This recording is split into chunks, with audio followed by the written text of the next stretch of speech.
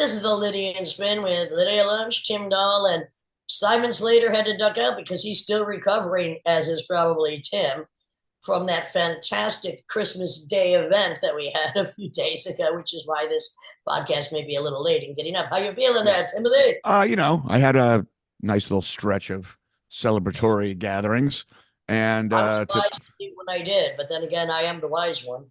yes, you are. You know One when of the to wise when to enter and when to exit. Your timing's impeccable. Um, Well, thank you. It's hmm. I don't know how that happened, but it truly is. So what's going on, Tim? Well, End of the hallelujah. end of the year, we're about to step into a political transition, and so there's a lot of things people are discussing, especially considering who's being appointed the head of all these different I think we're regulatory about to. committees and I think we're about to transfer into a disgusting political time, well and then transition our own selves into a different dimension because that's the only way we're going to exist through this poppycockery. yes, I mean, it's kind of it's just a joke to call these things like regulatory committees and organizations. They're deregulatory committees. They're and this has been set up for a while. The EPA is so eroded and taken down, and the extremely wealthy people. This is all very intentional. They know what they're doing.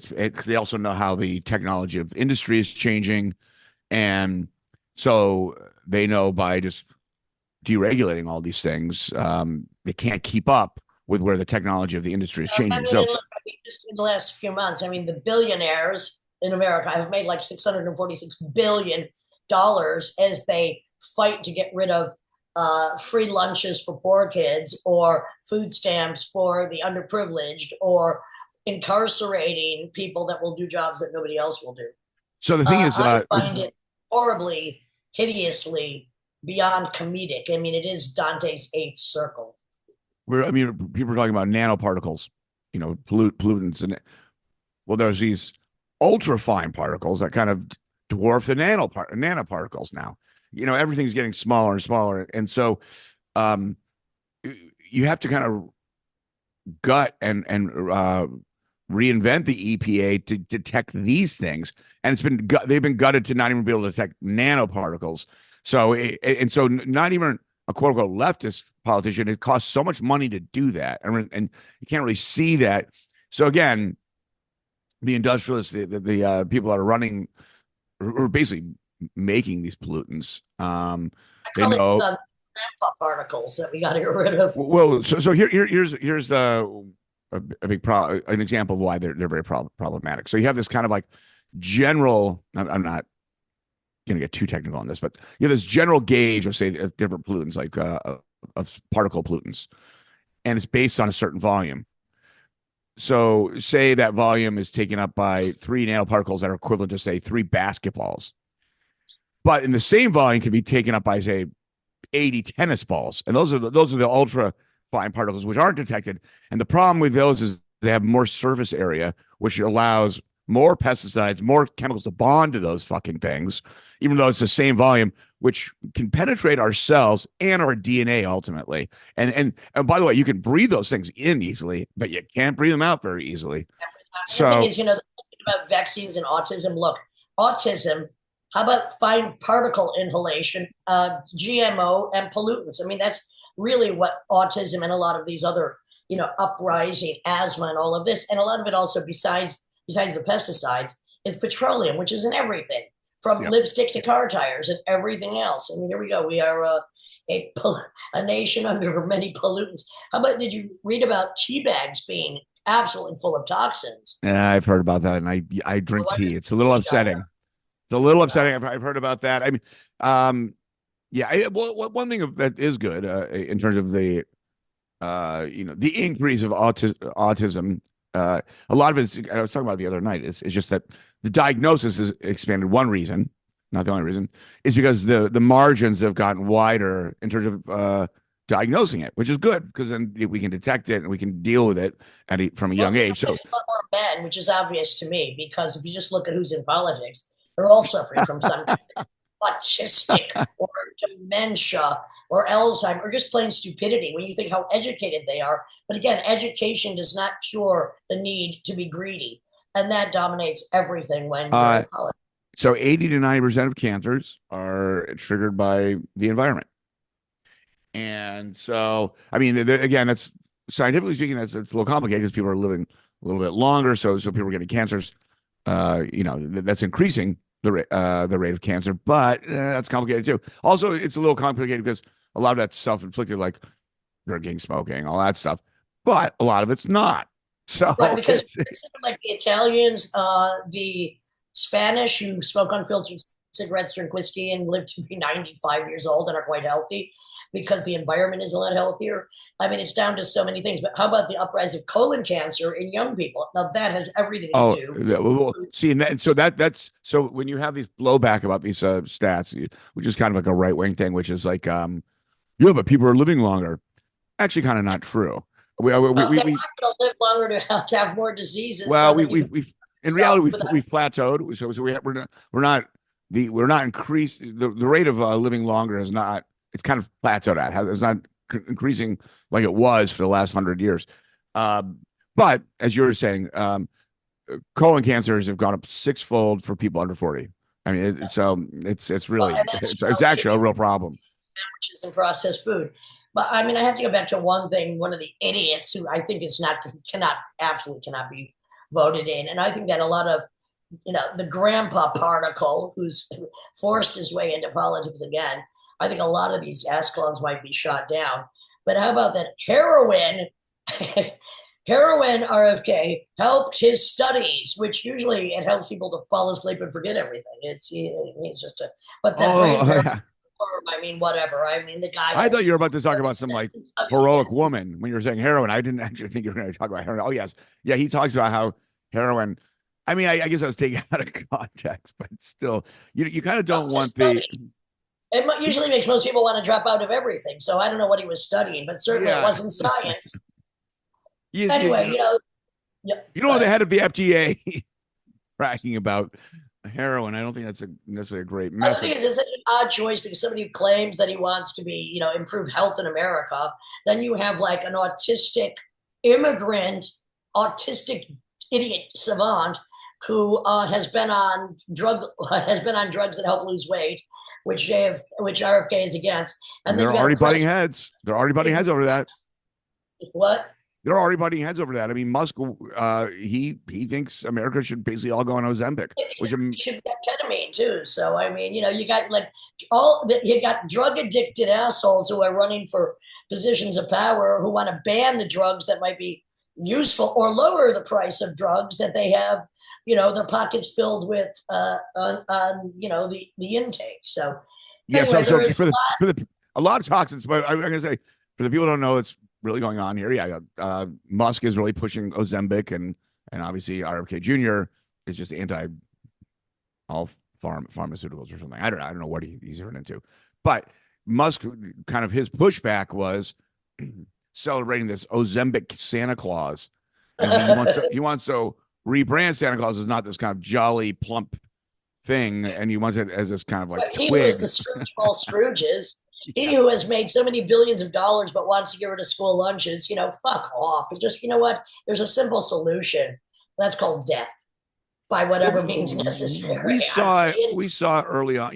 When Trump was the first round of Trump being president, that first year was just so exhausting. The turnover rate was insane because everyone was just immediately it was a power grab and butting heads. And I kind of anticipate the first year to be very similar. well, we'll see who lasts. But anyway, I want to talk about something that does last because in these times of just, insane mania, which we can either be consumed with, which I refuse to be, as somebody who I don't know even how has remained not only filled with great hilarity, my sadism, but unjaded and filled with some kinds of joy. I'd actually like to give a shout out that Yes. this year, in spite of some of the deaths we've all had to face for whatever reasons, unexpected, a lot of them, we also have, I know both you and I, Tim, we've been able to disembody and we've able to actually been able to disembowel some toxic relationships. which is so important at this time of the year for people to remember, actually, as I know very well, because I've chosen my family. But I just want to give a small shout out to the people in my coven, Yes. uh, who I'm so happy that, helps to not only continue my cause, whatever that cause may be at the specific time,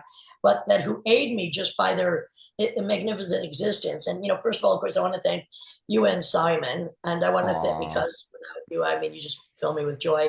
And also Joey, who runs my Instagram, Sebastian Greppo, who without him, I don't even know how I would tour at this point. But I just want to name some of the gals in my coven, and then I'll get Please to the do. men, because it should always come second if you ask me.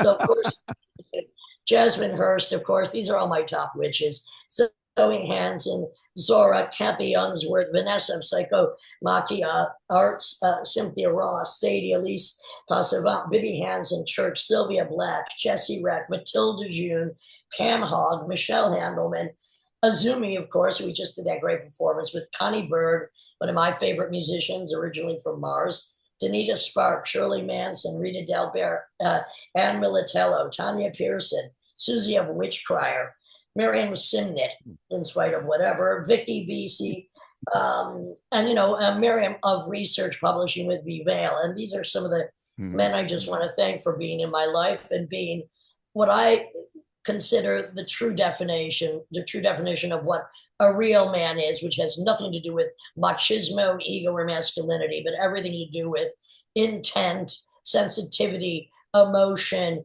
and artistic freedom, which is J.G. Thurwell, of course, at the top of my list, Matt Nelson, Kevin Shea, Joseph Keckler, Mark Hurtado, J.T. Haverset, the great comedian, my tour with stand-up comedy and stand-up tragedy, Lawrence Lewis, who's been in my family for decades, Rick Ramirez, also Ron Athey, Slava, Jim Faherty, who's been, booking my shows for 40 years, poor guy, losing money consistently. Thurston Moore, Timo Ellis, who I'm so glad you brought into our reality. Joey Killingsworth, who Oh yeah. books shows that we would never get without him. Justin Braden, who I can't wait to do more work with. Greg Foreman, John Tottenham, of course, and Oh yes. Paul Kosturis, who always takes care of me when I'm in San Francisco, and Zach, who now writes for Cream and is, helps take care of Zora and all her creative endeavors. So these are just people that I'm very thankful for having in my circle. And I think this is the time of the year when we should eliminate any toxic relationships. Just dump the fuckers. It's not worth it. You can't save anyone from themselves. Narcissists have got to go.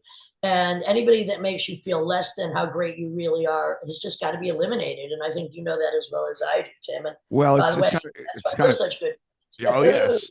Well, Yeah, that's the thing is I basically never have falling outs, but it does happen occasionally. And I I guess if really can't. No, I don't have falling outs, but occasionally you just have to eliminate some people that either cannot, understand what the code of my ethics is, because we do have a code of ethics, which is, be yourself, but not at the expense of somebody else.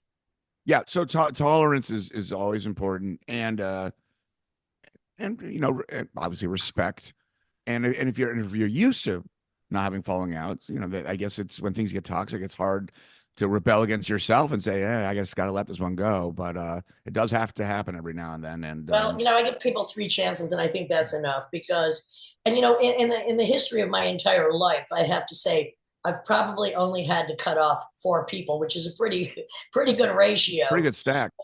Yeah. Yeah, it is because I guess I know who to trust, and also, I want people to be the best they can be. I want them to feel safe and unthreatened. I want them to be creative. I want them to understand that the very special coven that we do have as stubborn, unrelenting, artistic people is sacred, and within that sacred circle, there's no room for fucking bullshit or no need for it. So take it elsewhere.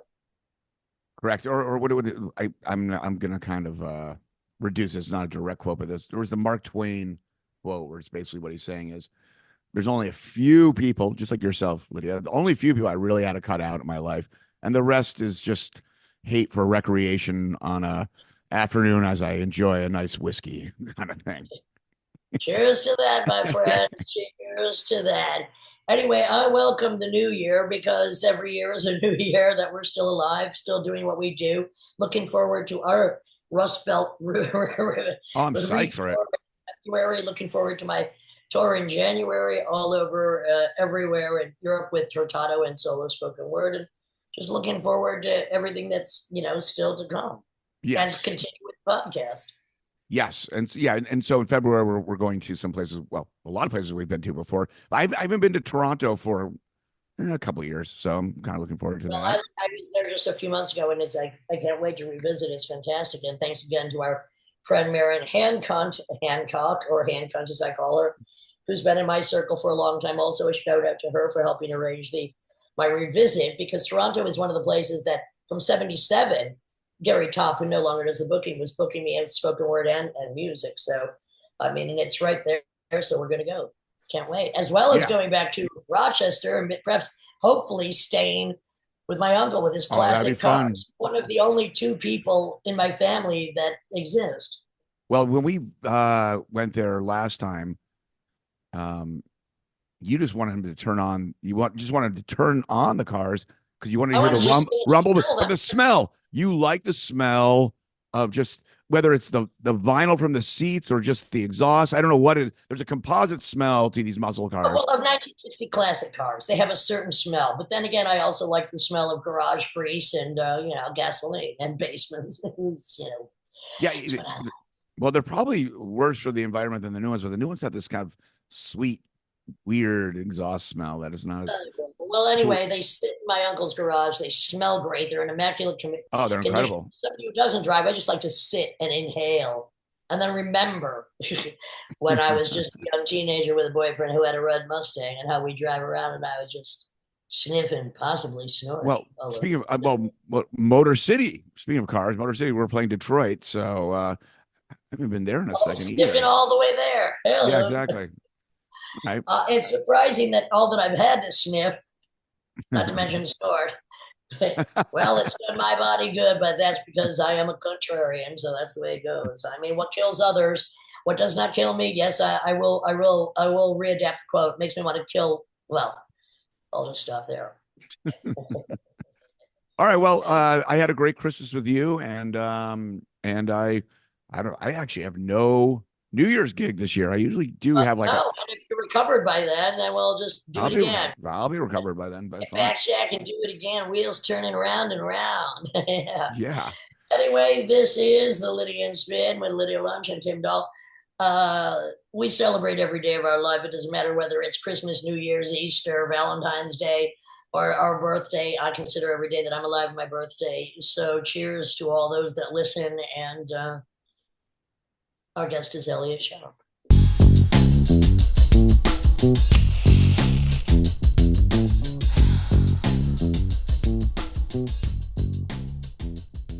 This is the Lydia and Spin with Lydia Lunch, Tim Dahl, and Elliott Sharp. And unless you've been hiding under a rock, which some of us have, Elliott, multi-instrumentalist, prolific composer and producer, has released more albums than I can count. I usually only use 10 fingers and then multiply it. And has been on many scenes and collaborating with so many people. We'll talk about some of those since, I found out about him in the late 70s. Hi, Elliott Sharp. Hey, Lydia. Well, I have to say, you were a big inspiration for me moving to New York. Wait a minute. Now back that one. Roll that back a minute. Where were you and what made you think you Well, should? I'd been living in Buffalo for between 74 and 78, as you know well. In fact, my son is living in Rochester right now, going to school there. Tim and I will be there in February. Oh, yeah, I will tell him. My first performance, Elliot, was at an acid party in 74, which I only found out about recently because somebody else had hosted it. When I was in Buffalo recently, they told me it was at their house. And it was all I remember is acid, strobe lights, brutal poetry. That's it. We don't need to go into more detail. Exactly. Buffalo is cool. People have no idea. I mean, and Rochester was cool when I was a kid because so many concerts came there and they came to Buffalo too. Absolutely. Absolutely. No, well, music, there was a lot of music in general in those days. A lot of blues people came through. Robert Lockwood Jr., Bonnie Raitt was great, I have to say. Weather Report. Hmm. Let me see, who else? The Ramones. I saw When the they came Ramones. through, The Ramones playing in the cafeteria at Buff State College in 1975. 75, along with the Dictators. Patti Smith also in 75 in the gym in Buffalo. And then you're blaming me that you moved to New York. Well, Oh, well, you don't have to. I moved to Western Massachusetts because I'd had enough of upstate New York and Buffalo, especially. I needed something green.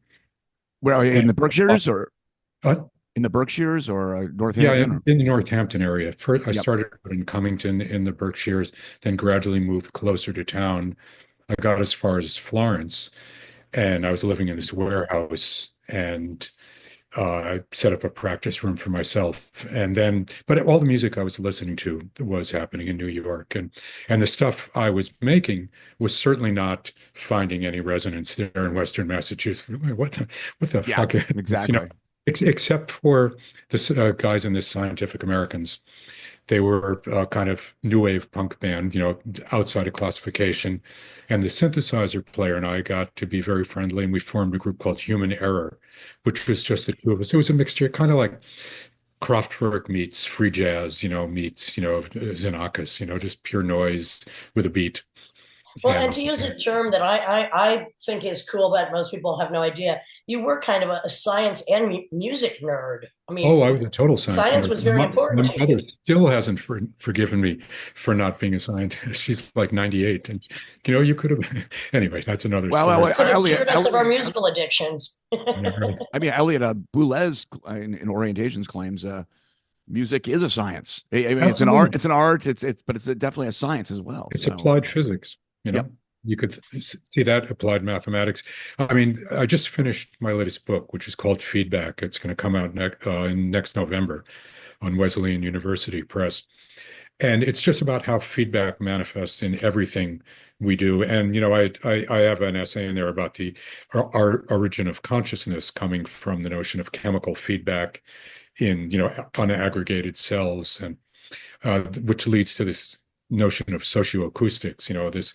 This how the chemical changes that happen between organisms making music, listening to music, all end up creating something larger than themselves. It's something for nothing in a way. Amazing. With your science knowledge and your brilliant mind, I think you should find a cure for tinnitus. Well, I found some things, over the years, I have occasionally suffered from it. Do you know what I find the best? Well, ibuprofen is good, but also listening to music without any, transients, like quiet classical music, no percussion, really quietly, like on earphones. So just barely above the kind of the hum and the noise that you're hearing the tinnitus. Do you have tinnitus?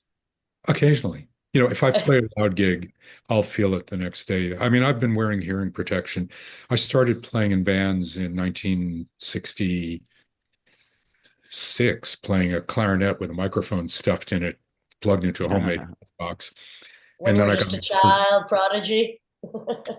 yeah, pornography. And then getting my first electric guitar in 68, which was, and pretty, I mean, I was making my own pedals because I was a geek and I could keep my friends supplied in fuzz boxes and other noisemakers, and gradually began to teach myself how to play, because it was, I mean, I could make noise, but I actually wanted to play music. I wanted to be able to channel what I could hear Jeff Beck doing or Muddy Waters or, Otis Rush. And I met Jimi Hendrix in 1969. I was down in New York City. Wait, whoa, hang on a minute. Wow. Let me just say, this was whoa. a major moment for me in my life, and It still, must have been. Where was that?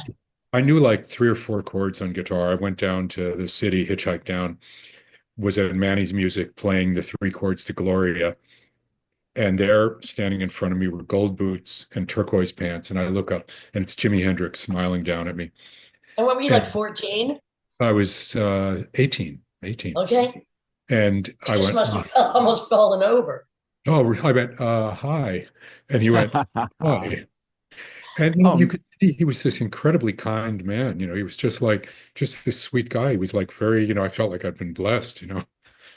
amazing. And And at that time you were at Manny's, which is, a very well-known music shop in New York. Were you trying out a guitar? Were you the oh three yeah, no, I chords? was sitting there playing the chords to Gloria, That's funny. Gloria. But Had you seen Jimi Hendrix perform I before had you not met seen him? him perform. I mean, I'd listened to his records, were imprinted in my DNA because I listened Yeah. to his records over and over again. This was the summer of Woodstock. Okay. This was like in July, I think, and he was on Dick Cavett that night with like the house band I think I've seen drummer that. over. Yeah, he's playing a custom Gibson SG. Yeah, I think I've seen that.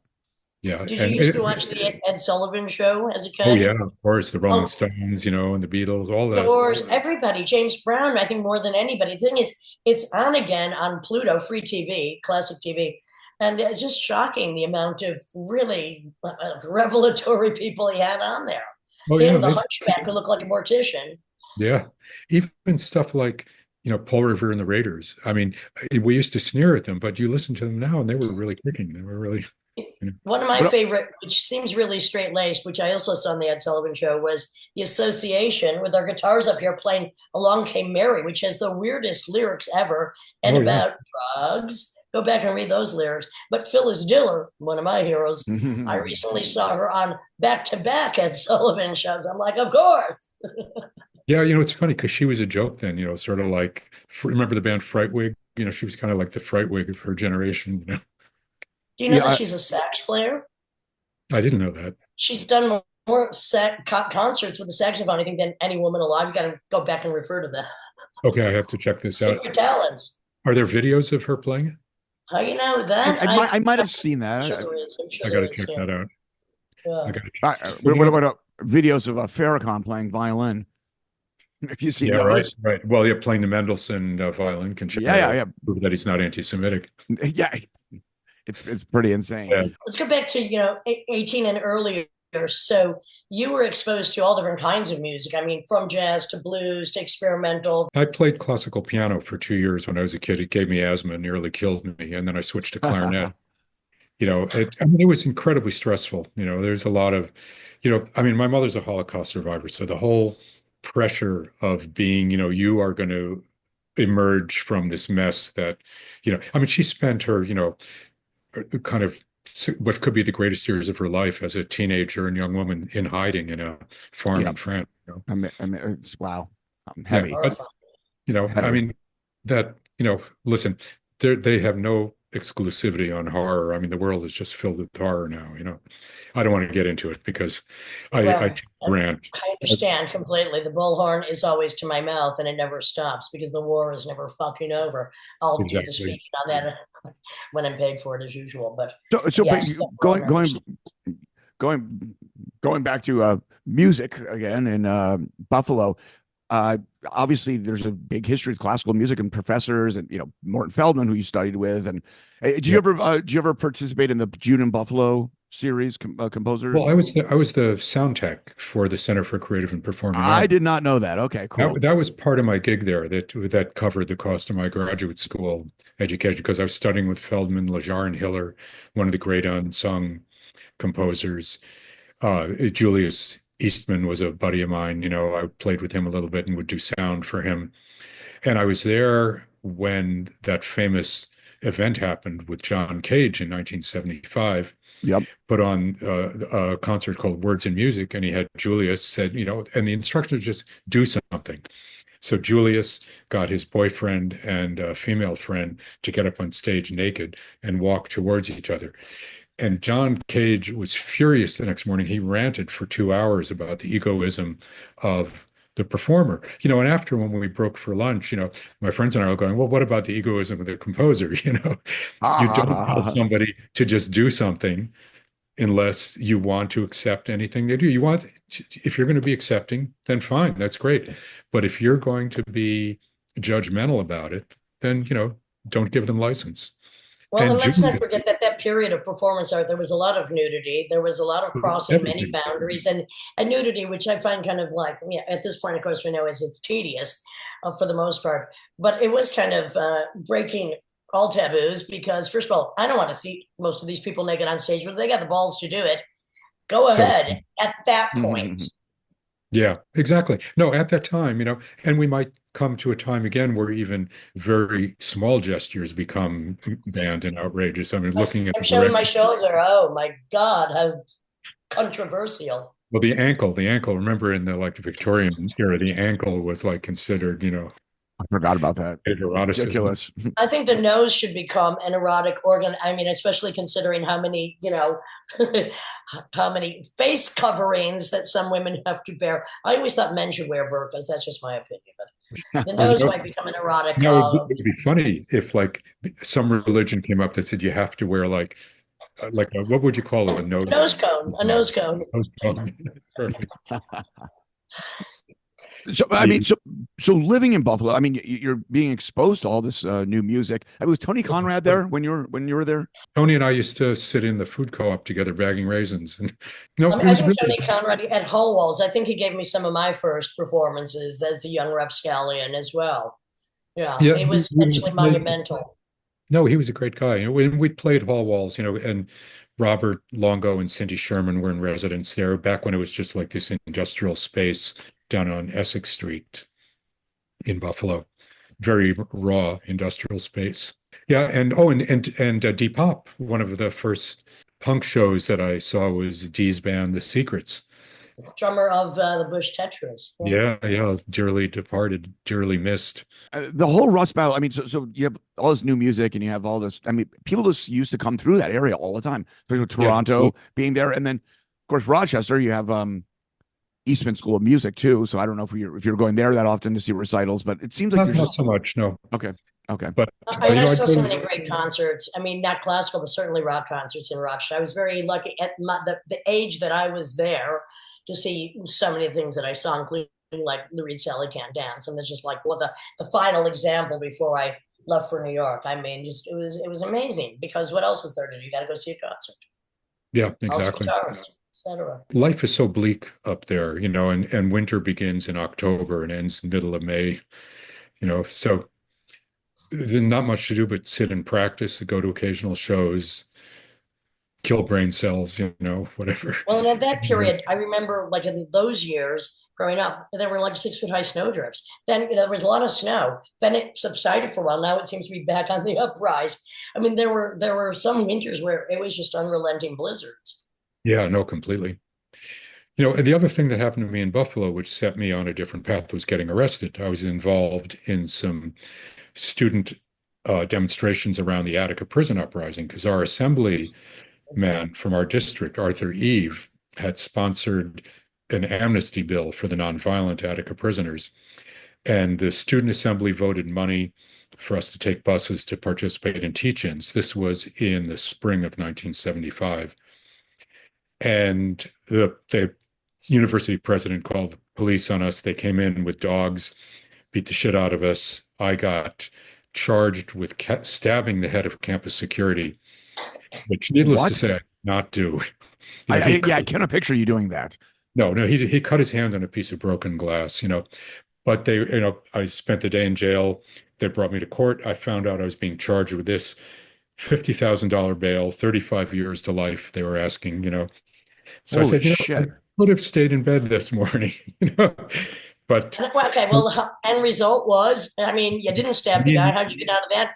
me not suing for false arrest and police brutality, and because I got the shit beaten out of me, and for this they dropped the charges in the city, but on campus I was suspended for 1 year because because it was a authoritarian state. But after that, I finished my master's degree and I taught there for a year, which was kind of ironic. Oh, that's funny. Yeah, but and that's where I learned to hate academia, because it's miserable, I saw on one of the Sunday morning news shows yesterday from Sing Sing Prison, Rehabilitation Through the Arts, which is a theater group that was started some years ago. Now there's a film coming out about it. And they said that when you bring theater arts or you bring music like Wayne Kramer's guitars for prisoners, the recidivism rate is 3% as opposed to 60% if people don't have the hope of art or music or literature there.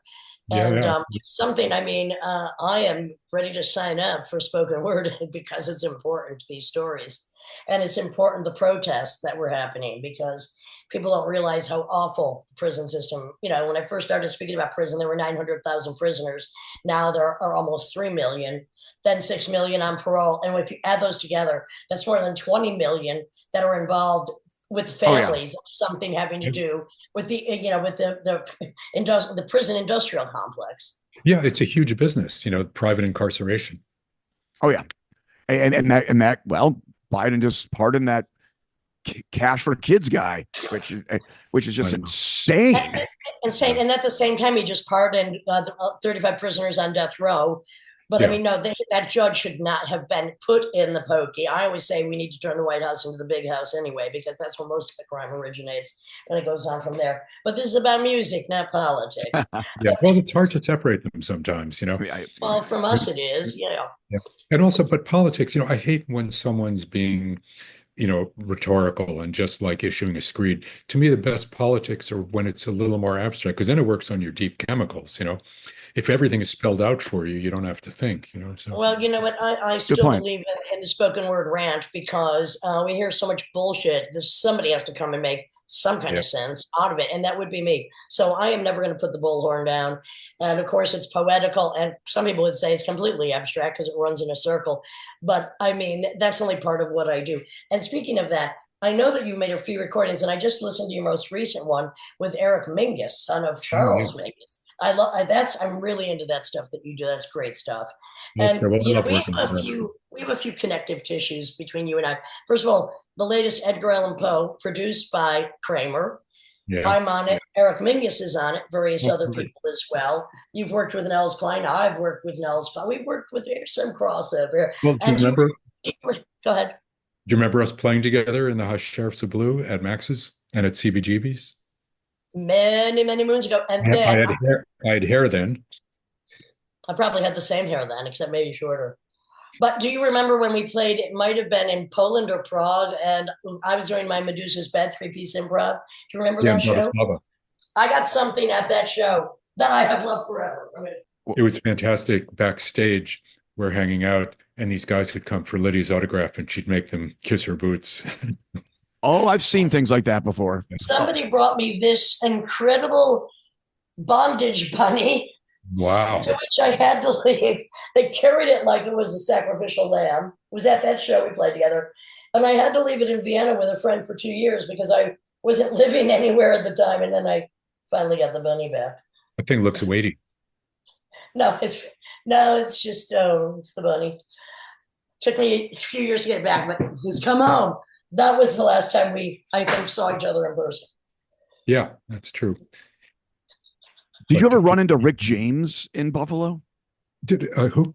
Rick James. Did you ever run into him? No, I never did. But Larry Seven and I knew each other back in Buffalo.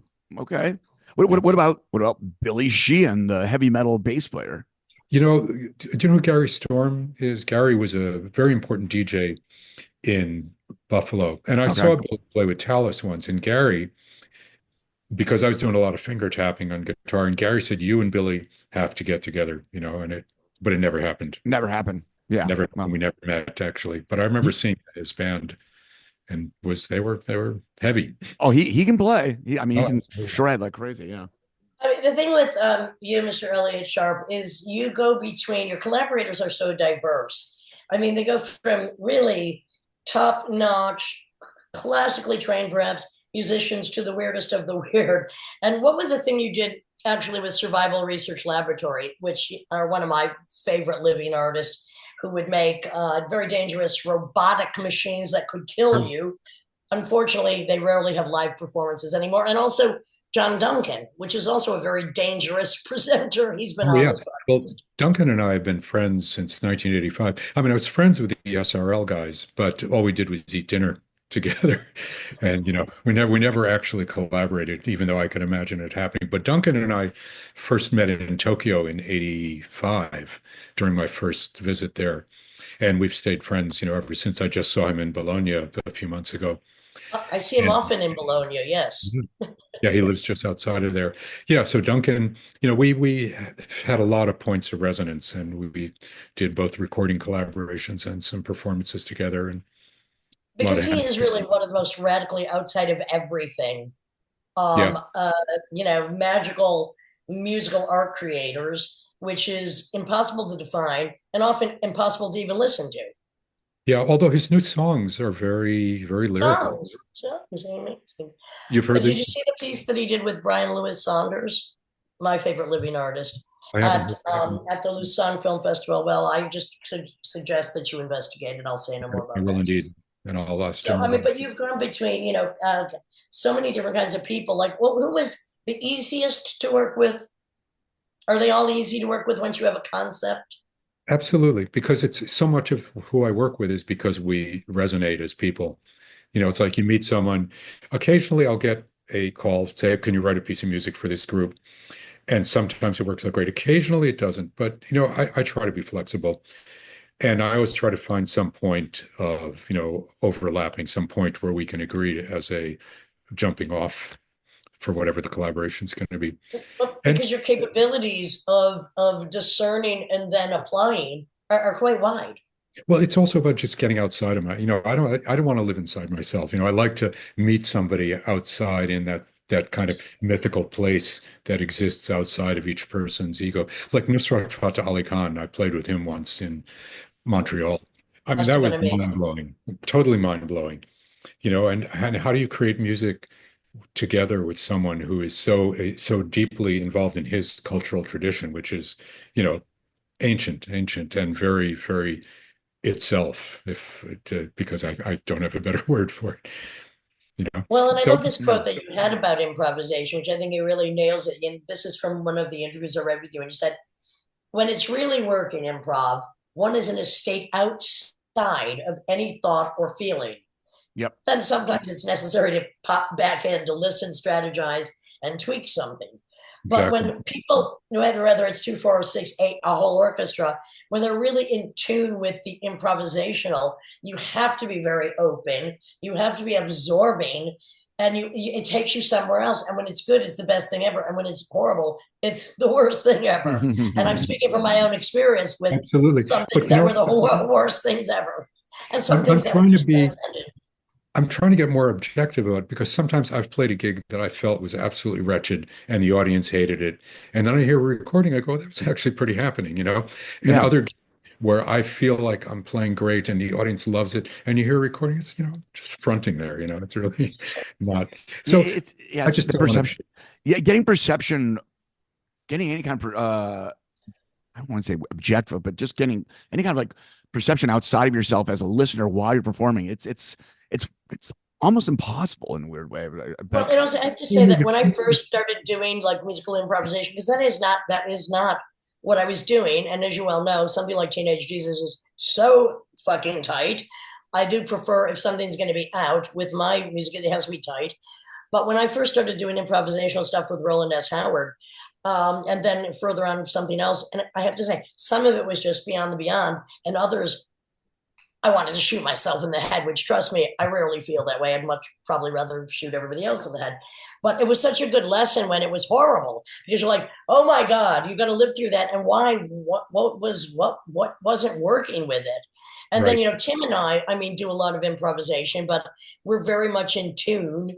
And Matt Nelson and I, but outside of these people, I don't do that much improvisation. I mean, my text is there, it has to be read, but a certain simpatico when you're working with people on your wavelength or outside of what you usually do, there's nothing like it. And they've studied the brains of improvisational artists, and they are a bit different than others, just Yeah, like yeah, serial killers. absolutely. And I think doing it changes your neural pathways. Also, I believe even if you're doing something that's completely fixed and composed, when it's happening, you're in that same state of flux, that Yep. you are when you're improvising, playing, you disappear. And when you mentioned Teenage Jesus, I want to circle back to my coming to New York because a friend of mine from Buffalo had moved to New York. And when I finally realized I had to move here in October of 79, I came down first to check out the waters. And Steve Piccolo and I went to college together. And he and John Lurie and Evan Lurie and I all shared a house together up in upstate New York in the summer of 74. So I came down to the city. Steve brought me to Tier 3, to see John play. I met a bunch of people. Hillary, whose brother I knew at school. Anyway, I went back up. Hillary, who used to book Tier 3, and whose sister Angela Yeager just had her own book out, Exactly, which she kept exactly. incredible diaries of that whole time period of like from 70, and maybe earlier than 78 onward. She's just released a book. I think it's called Am I Famous? That has to be an interesting thing. But yeah, I mean, Hillary and Yeager was booking Tier 3. Go ahead. Yeah, it was the greatest place. Anyway, so I said, okay, I'm moving down. And I asked my friend if I could stay in her place, and she said, sure. And I arrived, from Massachusetts with my, with a horn and a guitar and a backpack at this building on John Street. I go in, and there's this guy. It's like 11 at night. I walk over some guy out on the street who's dead, and it's like, come in, and there's a guy with a bass and shades waiting for the elevator. And he kind of gives me the hairy eyebrows and says, "Who are you?" I tell him my name, and I say, "Who are you?" And it was Dave Hofstra. And I said, "Well, and who do you play with?" He said, "Well, I play with the Contortions." Now, circling back, while I was living in Massachusetts, that No New York record came out, and Teenage Jesus and the Contortions tracks and Mars, I said, "This is exactly what I'm doing. I'm blowing my brains out here in Massachusetts for people who hate what I'm doing and don't get it at Well, all." we certainly weren't loved in New York, but thank you very much. Mars is still one of my favorite bands. Yeah, but it made sense. So so I said, okay, boom, I'm in the right place. And I get up to my friend's place, and it turns out she's subletting it from Jody Harris, the guitarist from the Contortions. So I just sort of like shoehorned into, I mean, I should have known that my friend would know the people that I need to know, Which, by the way, Jody Harris of the Contortions and other things.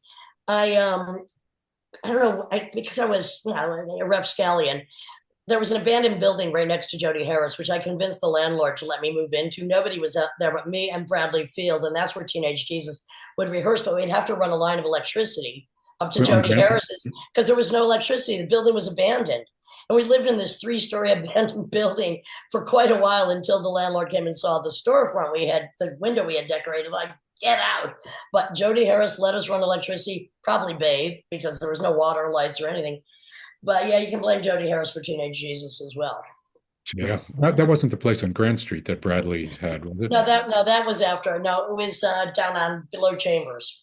Oh, okay, There was because nothing down there then. Yeah, we used to. No, I know it was great. I loved it down there.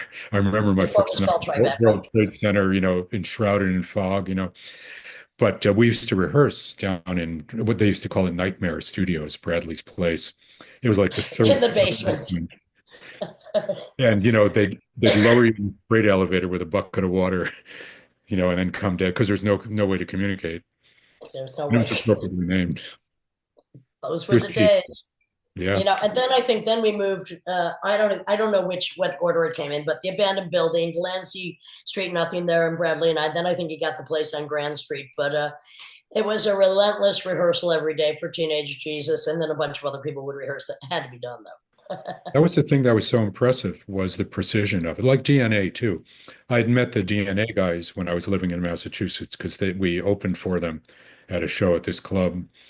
Did you ever play there, Rahars, in I'm North? who the hell Probably knows? we did. Yeah, But exactly. yeah, so we opened for DNA, and that's where I got to know, and Perubu as well. So yeah, it was great meeting, realizing that there were like-minded Sure. souls in the world. And so then you come to New York, and the first thing you do is the High Sheriffs of Blues. Was that the first thing that I you was a plugged little with?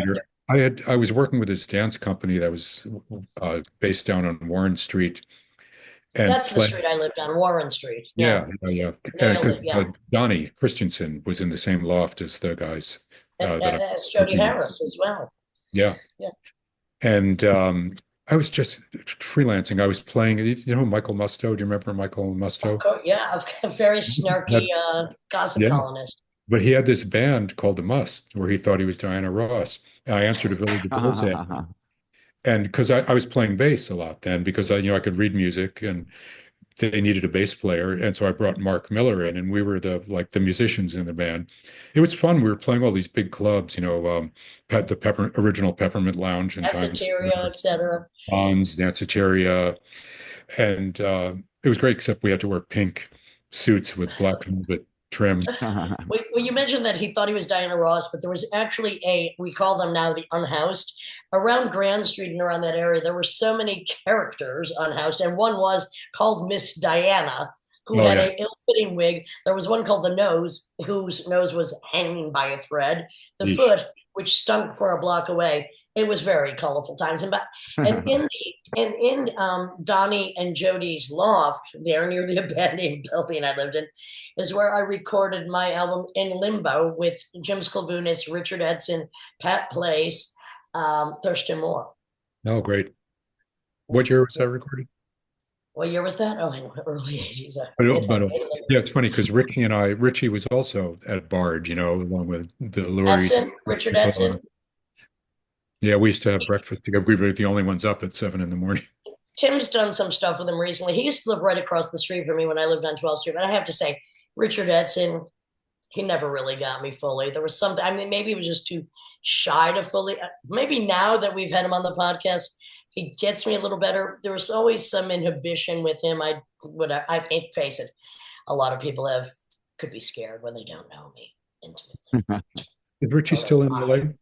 Yes, he is. But he's been coming back a bunch. His mother just turned like I was blown 100 away. or something like that. But I was His blown away by mother- how good his drumming was when he played with you, Tim. I hadn't heard it in years. I was blown away. Yeah. He has a natural musicianship. Yeah. His mother and my mother are friends, actually, Oh, whoa. Okay. Well, all right. which is That's funny. why we call the Lydian spin the connective tissue, because it just goes on and on. It's like the, gargantuan spider web of all weirdos, stubborn, relentless, will not stop, harvest of all types. Because that's Absolutely. I always say, what we do, if it doesn't kill you, it cures you. Did Well, your if mother it does your mother doesn't live in kill me. I Massachusetts? certainly want to kill other people occasionally, but that's just a joke. I mean, It come on, doesn't so many men, cure so you, few it makes you a bullets. killer. Say that again, Tim? Does your mother live in Massachusetts? Because that's No, where. no, she lives in White Plains, actually. Okay. All right. Yeah. So they just knew each other. Probably. We celebrated her. How did your mothers become friends? Now, wait a minute. Let's back this up for a I minute. think through some Jewish mothers organization near some temple or something. I mean, needless Jewish to say, mothers I'm of not- weird musical sons.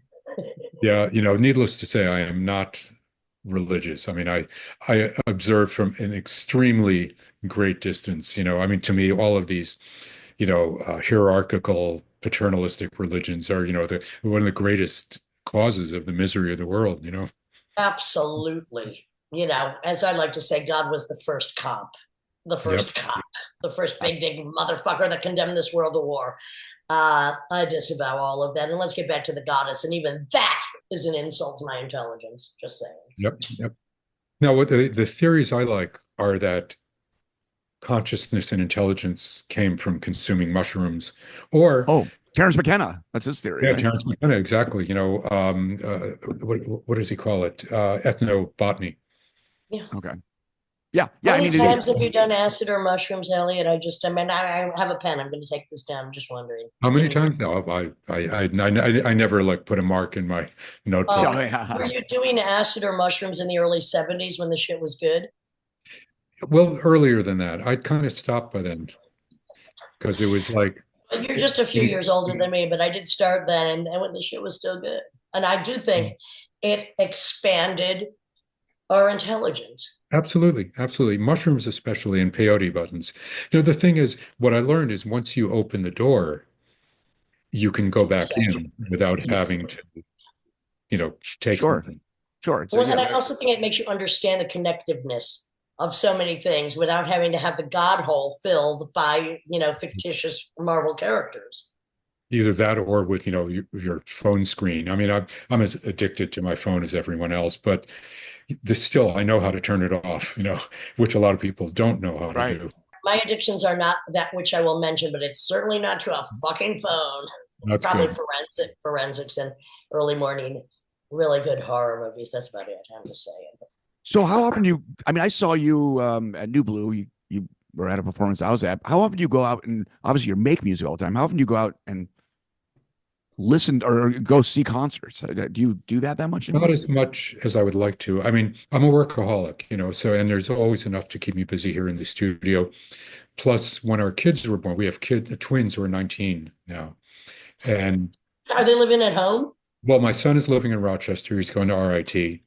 And our So daughter, definitely send him to our gig in I mean, February. absolutely will. And I'm sure you'd love it. And he's an animator and draws incredibly horrific drawings all the time. I mean, he's Wonderful. brilliant. And our daughter's living at home, taking some classes. She's like a public intellectual and needs a forum. She needs a forum. But I want to ask you this because you said you're a workaholic, and I want to understand this because I'm not a workaholic. I may be prolific. I don't know if anybody's as prolific as you, but do you feel if you are not creating, you don't exist? I mean, or is it just that you still have so many paths in which to pursue for your scientific and musical nerdism, which covers so much ground? Yeah, I would say it's the latter. I mean, I'm going to be 74 pretty soon, and I just feel How like old do there's you a feel? skip. How old do you feel? I'm still 34? I'm still the same nerdy 17-year-old that I've always been, with a And few that's why we're still healthy. Yeah. Go ahead. creek mistakes. Well, it's like that corny old joke, "Mommy, someday I want to grow up and be a musician." Sorry, one or the other. Which is Exactly. cool. That's a good one. That's a good one. We play music. It's about, and if you're an improviser, you're always finding new pathways when you're at your best. You know. So the whole thing about each project leads to another project, and I'm always meeting people that I want to work with. And I say, "Oh, let's do this. Let's find a time to do this." And then there's the bigger underlying projects that I have to return to from time to time. Like the latest is an opera about Spinoza, because Spinoza for me set me on the path. Like when I was a kid going to Hebrew school, because I had to go to Hebrew school, even though I hated it. When I was 11 years old, this one rabbi said, "These are the Jews that are destroying the heretics, the Jewish heretics that are destroying the religion." And he started talking about Spinoza, who So saw you went right there. the infinite. He saw God in every rock and in the every star. And I said, I like this guy, because I was, budding science geek, and that set me off, on the path to atheism, and the idea of Spinoza as the first modern philosopher. I think we still have a lot to learn from him. So this opera Substance I've been working on for like 5 years. No, more. I started it in 2015 when we were living in Berlin for a year, and I got a fellowship to go there and start doing research on the opera. And I was hoping I'd get somebody to give me some money to write it, which has not happened yet. But And I wanted to ask you that, like, is that the only time you've lived in Europe? Because look, obviously the music we all do is more appreciated mostly in Europe. well, I've been there so much that I feel like Right. I live. You have lived on the road there. Yeah. I mean, really, before the kids were born, I'd probably spend 7 months a year in Europe, going back and forth. Oh, and Barcelona. Remember, we were at some bar in Barcelona together in like 1988, 89. I don't, but I will agree with you that we must have because, Yeah. Because and Mark was there, Cunningham, and because he oh was living. yeah. And you know what? A great period of my life to have. I almost regret that I left, but I mean, let's face it, I had to come back here and do other things. I'm a nomad after all. But so you lived for 1 year in Berlin, but I mean, the travel that we have to do because we're road dogs, and most of the opportunities are still in Europe. Although you've Absolutely. gotten quite a few reputable grants, which is amazing. Now, as a conceptualist, for instance, with all of the collaborators you worked with, I mean, you just, put it out into the universe like, I want to work with that person. Do they come to you? Is it always different? Well, it's always different. I mean, Yeah. I have my core projects, the things that are my obsessions. So, like the Spinoza opera and the other operas I've done. These are the things, and these are collaborations with Janine, my partner. She's a video artist, and the opera is really her videos. Like we can do the operas with two laptops in a small gallery or a huge theater because her projections, envelop the entire production. They provide commentary and subtext. And Janine Higgins, I should mention her last name. Yeah, And yeah. so when you say an opera, what do you actually mean by that? Well, movement, words, singing, not so much dance, but some movement, sound, a lot of electronics, a lot of projections. How many people are usually involved on stage, or is it always different? Well, the biggest, yeah, it's always different. I mean, I did an opera about the suicide of Walter Benjamin in 2014. Issue Project Room premiered that, and then it was premiered at the Concert House in Berlin in 2015. And that was with William Schimmel, Bill Schimmel on accordion. You may have played with Bill, and a great pianist named Jenny Lynn, and Nicholas Isherwood singing the part of Walter Benjamin. And then the projections, and then my orchestra created electronically. I had a bigger piece in 2009 called Minibon, which was about the by murder by Jack Henry Abbott of the night manager of the Binibon. Now, I would see you at the Binibon occasionally, and I'd see everybody at the Binibon, in those days. William Burroughs, everybody, the Lounge Lizards, Quentin Crisp would be there, Allen Ginsberg, you name, I mean, Kid Creole and various Coconuts, Cotamundi, on and on and on. And after playing a gig with the Musto's band one night, Miller and I went to the Binibon to get some food at 3 a.m. We were leaving as Jack Henry Abbott came in, and we found out what happened. He killed Richard Adden, and I was friends, with Suzanne, who was Basquiat's girlfriend. She worked there as a waitress, and Jeannie Liotta as well. It was really like a hub. I mean, you could sit there and drink as much of the wretched coffee. They would just keep pouring it as long as you were sitting there. It was my kind of place, and it was like an epicenter of the scene. Well, and Jack Henry Abbott, let's just, review for a minute, was in prison, was paroled out, and then killed again, unfortunately. Yeah, he was only out for like 3 weeks. He Yes. was sponsored by Norman Mailer. Right. He did not, prison, as we were saying before, does not prepare you for life. No. And certainly not prepare you for life. Absolutely not. And the thing is, it should be a glorious place for rehabilitation and education, and it is absolutely opposite, the worst. It is warehousing of people for profit, and that I don't see is going to change, because it's just not. When I think of how bad the prisons are here, though, then I think of like Ecuador, and I think of like, for instance, Syria, where they were squashing people to death, and I'm like, prison, period, needs to be improved. Let's just face it. I mean, there are people that must be, but we have to go back to what is the root actually of any crime. You're not actually, there's very few of us who are natural born killers, myself as possibly an exception. Well, but anyway, we became musical murderers to some degree, or shall we say high priest or high sheriffs of the blues and of other forms of music, because we understand the salve to the universal wound should be music and art. I think of what we do as translating. We're antennas, and we get a creative impulse, where who knows where it's from. And then you have to figure out, is it going to be instrumental music? Is it going to be a song? Am I going to like just cook a meal, or am I going to like scribble some word? Who knows what it is? We don't even know what it is when it comes in. Don't you think that one of the biggest questions in relation to this is like, where does consciousness exist? Like, I mean, the brain is not a warehouse, although I love that David Bowie quote, "My brain hurt like a warehouse. There was no room left to spare."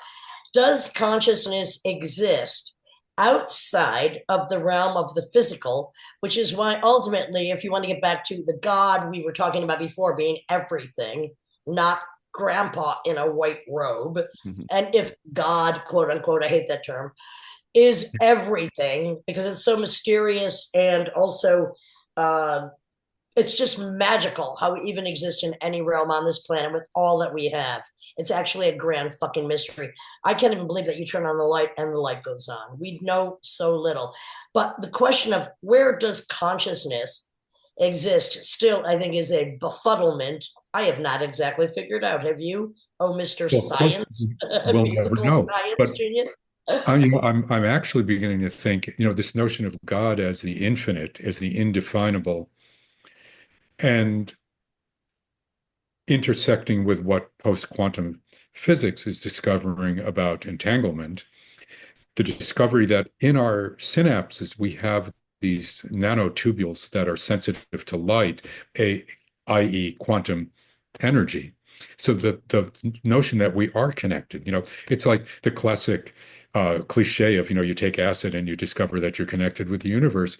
But, It's hey, true. exactly. It's like this notion that and to be creative just means that you're connecting with an energy that exists outside of yourself. And when you are enacting that creativity in a performance, when you're channeling whatever forces, when you're improvising, when you're doing that thing that puts you in the flow state, you are connected with the infinite. Yeah. There's a really great book about a relationship that Carl Jung had with Wolfgang Pauli.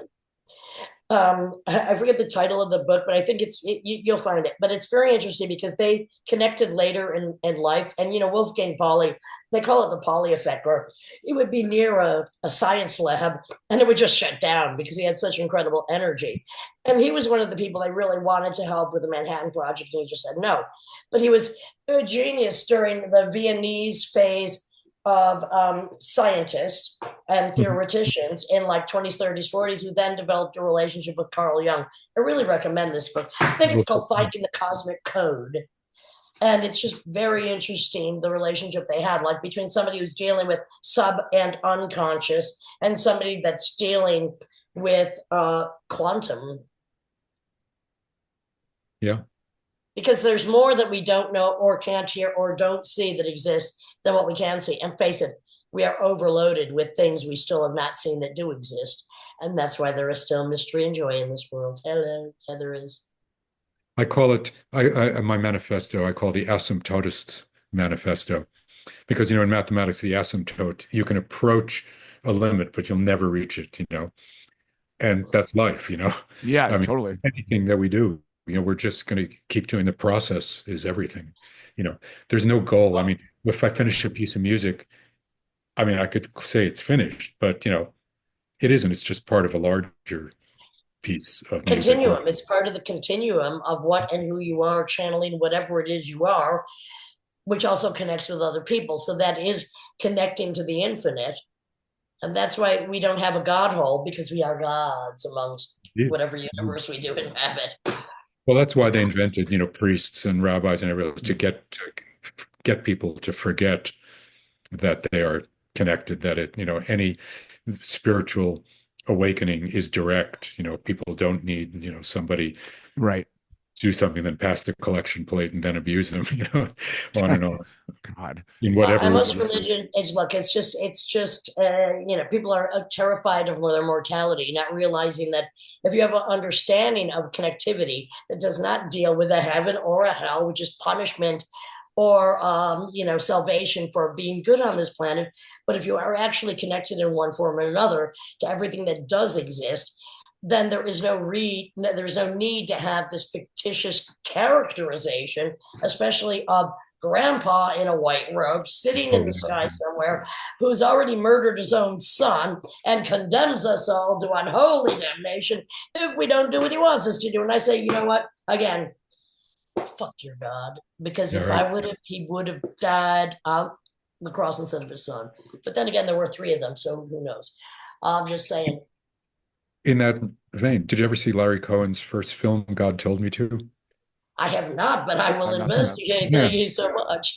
Larry Cohen is one of the great unsung geniuses. Q, the Flying Serpent, brilliant film. The Stuff, Eric Bogosian was in The Stuff. That's a great film. I love this stuff. You own it. No. I said I love it. Yeah. Great film.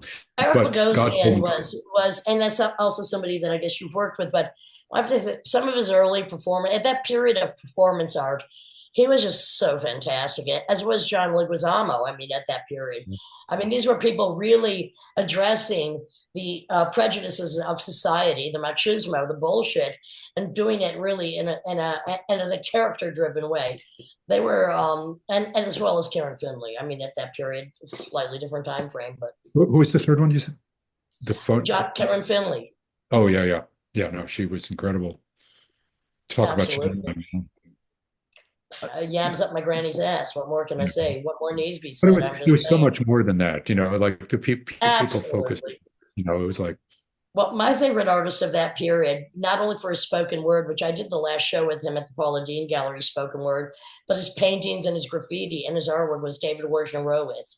He oh was yeah, just my absolute top favorite artist for not only the horror of the life he lived, but how he related it in written word and spoken word. The thing is, he was the fastest spoken word artist you ever heard. I mean, you couldn't even dissect what he was saying because he knew death was near. It was yeah. too near Yeah. for him. And yet, like in the band that he was in, Three Teens Kill Four, they were like this kind of it was a sort of twisted joyousness. A Absolutely. good friend of mine, a photographer, the one that I don't know if you've ever seen that picture of me with my hand on my head, profile picture that gets. Oh, yes, I have. Yes.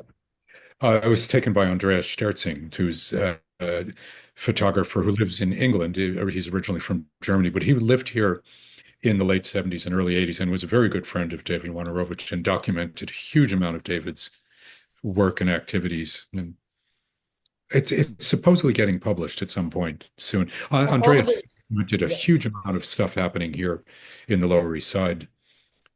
all of David Wojnarowicz's work, other paintings, graffiti, lifestyle art, and the written word and the spoken word especially. And as a matter of fact, Tim and I have a record that actually I'm reading a piece by Henry Miller, John Recchi, David Wojnarowicz, like my literary heroes of that, going back to the 20s, 30s, and present day. And it's just heartbreaking. And that was a period we were both lucky enough to actually experience when so much stuff was going on in so many different formats. Everything was wide open. You could do music as wacky as both of us were doing, and art and installations and films and just about anything you wanted. And that was the New York that we actually helped make. And it's just not the way it is now. But you know what? There are still people doing great shit. So, and that's everywhere at all times. Absolutely. I mean, on the one hand, we were all used, to turn the East Village into, A Right. myth, a a, mythology, a nostalgia that we don't experience. that and like hedge fund playground, Yeah.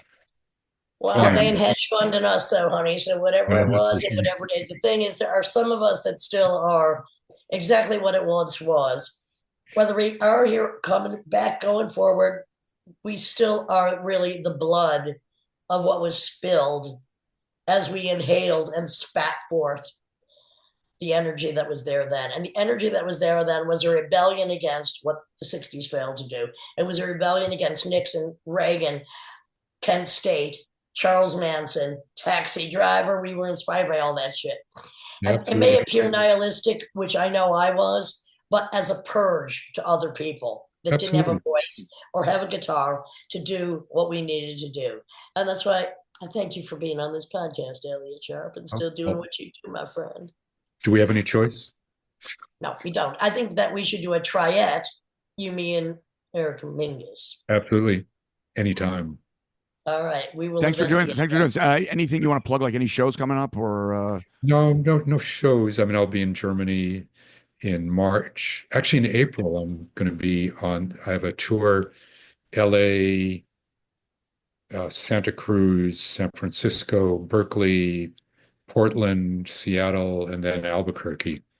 Good But West okay. Coast tour. Well, But you have some new recordings. I mean, even the Eric Mingus stuff. I mean, one from 22 and one from 23, and then yeah, just a the single stuff on with that, right? Mangus, songs from a rogue state. I just put out when I was living on the Hudson. I'll try and keep this brief. I began thinking about making compositions not as fixed musical entities, but as instruction sets and graphics. And I called those the Hudson River compositions. And they were composed in 1973 and 74. And I just released those on my Zor label on Bandcamp. And by So the those, way, the Hudson cool. River Check it out.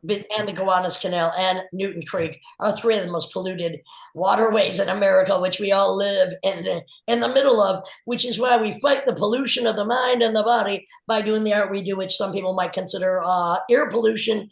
Doesn't matter. Check it got out. to You might fight love it fire or with not. Doesn't fire. matter. Yes. Exactly. Set them all on fire. We were privileged enough, Tim and I, to work with Umar bin Hassan of the Last Poets. I'll tell you more about that later, but it's very important to have some word-based poetry with improvisational or compositional music, because the word still needs to be expressed, exposed, as well as all forms of music that fights fire with fire. So that was shamanism, that was religion, channeling. Well, I was very impressed that John Waters recently in a spoken word piece says he wants to start a new religion and he wanted me to be the divine. I'm like, what the hell? He doesn't tell me that to my face. The divine what? Kuntahora? What is he talking about? I'm like, what about the casting couch? He says he doesn't have one. I said, well, but anyway, I'll take that compliment. Thank you, Elliott Sharp. Please check out his numerous of possibly 200 recordings, but I really, really like the latest stuff with Eric Mingus, son of Charles Mingus. There's just something about it that fits, is really present, and right now very important. Thank you. Thank you. Yeah, thanks for doing this, Elliot. Oh, my pleasure. Thank you.